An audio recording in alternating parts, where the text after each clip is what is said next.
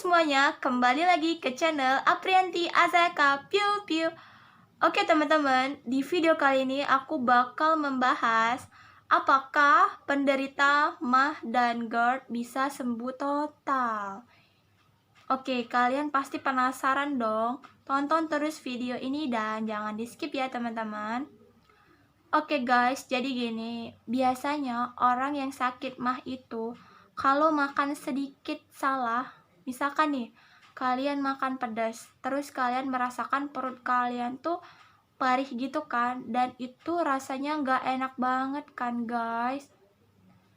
Jadi menurut aku kalian harus jaga pola makan kalian. Kalian harus menghindari makanan pedas, asam, asin, makanan yang mengandung lada. Kalian harus dihindari ya makanan tersebut. Karena makanan tersebut itu bisa memicu naiknya asam lambung ke kerongkongan. Kalau asam lambung naik, ya terjadilah sensasi GERD tadi ya teman-teman. Seperti sesak napas, kalian kayak keringat dingin, keliengan, terus kayak tenggorokan itu nggak bisa nelen gitu kan, keringat dingin, terus perasaan cemas, was-was, dan itu sebenarnya nggak enak banget kan teman-teman. Jadi sebenarnya ada dua faktor yang menyebabkan penyakit MAH dan GERD itu sering kambuh. Oke, faktor yang pertama yaitu stres. Yes, benar banget. Stres itu sangat mempengaruhi pikiran bawah sadar kita. Biasanya kalau kita dituntut untuk, bukan dituntut sih sebenarnya, kita hal-hal kecil aja dipikirin, kayak tertekan gitu loh pikiran kita.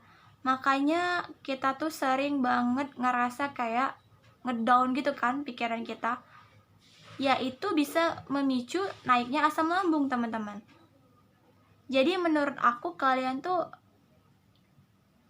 mengendalikan stres kalian, seperti kalian mendengarkan musik, relaksasi pikiran kalian, atau bisa jadi kalian meditasi guys. Biasanya orang yang memiliki gangguan psikosomatis, gangguan pikiran-pikiran yang aneh-aneh itu harus meditasi agar pikirannya tuh rileks, tenang, dan damai gitu kan guys, agar perasaan was-was itu nggak muncul. Faktor yang kedua yaitu akibat MAH dan GERD kambuh akibat bakteri pylori.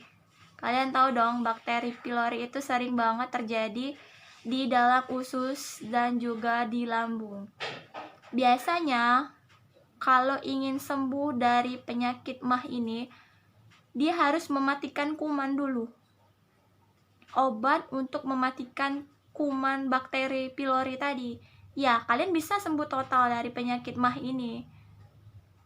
Kalau faktor stres tadi, kalian harus punya punya pemikiran yang gimana sih agar aku nih happy gitu ya, biar bahagia. Kalian harus mengendalikan stres kalian. Kalian harus mengendalikan pola pikir kalian agar si asam lambungnya nggak naik gitu ya guys. Sebenarnya aku sendiri aja sering kambuh-kambuhan gitu guys sakitnya. Kadang enak, kadang sehat, kadang juga kayak ngerasa sensasi GERD itu muncul. Kalau sensasi GERD itu muncul, mulai perasaan was-was itu. Jadi menurut saran dari aku, yes, bisa banget sembuh ya. Asalkan tadi kalian harus menghindari stres, mengelola pikiran kalian. Yes, bisa banget sembuh si asam lambung ini. Terus kalian juga bisa mengkonsumsi obat herbal seperti kunyit, temulawak, daun binahong, terus jahe, karena semua itu kan bahan dari rimpang ya, bahan rempah-rempah yang ada di dapur kan, jahe, kunyit, temulawak, dan itu bagus banget buat orang yang sakit asam lambung, karena bahan tersebut itu bisa menetralkan asam lambung ya teman-teman. Kalian juga bisa mengkonsumsi madu. Karena biasanya madu itu bagus banget untuk penderita asam lambung.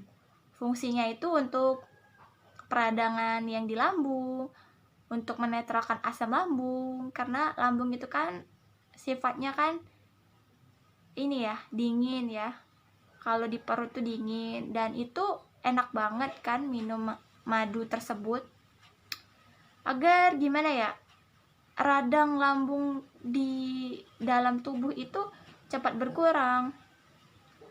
Biasanya kalau perut kalian tuh kram, kembung, itu karena terjadi radang atau tukak lambung gitu kan teman-teman. Makanya kalian tuh harus makan makanan yang bisa menetralkan asam lambung.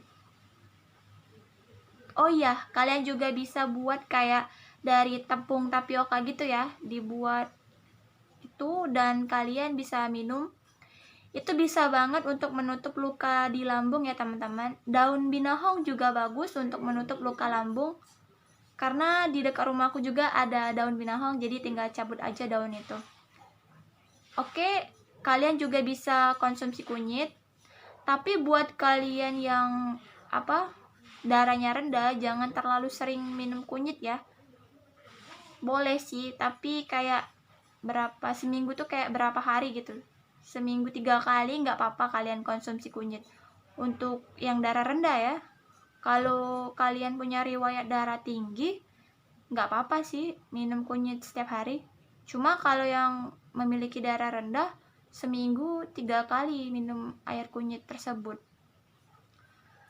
Teman-teman, kenapa orang yang memiliki gangguan pencernaan itu sering banget diiringi dengan kecemasan yang berlebih? Yaps, kecemasan itulah yang mempengaruhi pikiran bawah sadar kita ya teman-teman. Makanya kita tuh kayak sering panik, was-was, dan perasaan kita tuh nggak nyaman gitu ya. Kita tuh nggak pernah tenang gitu. Karena emang lambung kita tuh bermasalah. Itulah kenapa sering banget disebut the gut-brain axis. Karena pikiran dan lambung itu ada keterkaitannya ya teman-teman. Jika pikiran kalian down, kalian sering cemas berlebihan, itu akan membuka otot esofagus kalian. Jadi otot esofagus itu seperti membuka splinter. Kalau splinter itu terbuka karena pikiran kalian stres, ya udah asam lambung bakal naik ke kerongkongan. Jadi splinter esofagus tuh terbuka sendiri. Kenapa splinter esofagus bisa terbuka? Karena pikiran kalian tuh stres. Kalau pikiran kalian stres berlebihan, cemas berlebihan, was-was, ya itu tadi, splinter esofagus bakal terbuka sendiri dan asam lambung bakalan naik ke kerongkongan. Itulah teman-teman, kalian bisa sembuh dari penyakit GERD ini jika kalian bisa mengelola pikiran kalian. Kalian bisa mengendalikan stres kalian dan bisa juga mengkonsumsi obat herbal yang aku sebutkan tadi, jahe, kunyit, temulawak. Tetapi jika penyakit MAH ini disebabkan oleh bakteri pylori, itu biasanya dokter akan ngasih obat untuk membunuh kuman yang ada di lambung. Terus dokter akan ngasih obat anti asam. Jadi obat anti asam tuh apa sih guys? Obat anti asam nanti biasanya dokter yang ngasih kalian. Obat anti asam itu untuk menekan produksi asam lambung di dalam tubuh kalian. Gitu ya teman-teman. Oke teman-teman, segitu aja yang bisa aku sampaikan di video kali ini. Semoga video aku bermanfaat buat kalian semua. Kenapa semuanya video aku berhubungan dengan penyakit asam lambung? Yes, karena aku sendiri yang menderita penyakit asam lambung tersebut.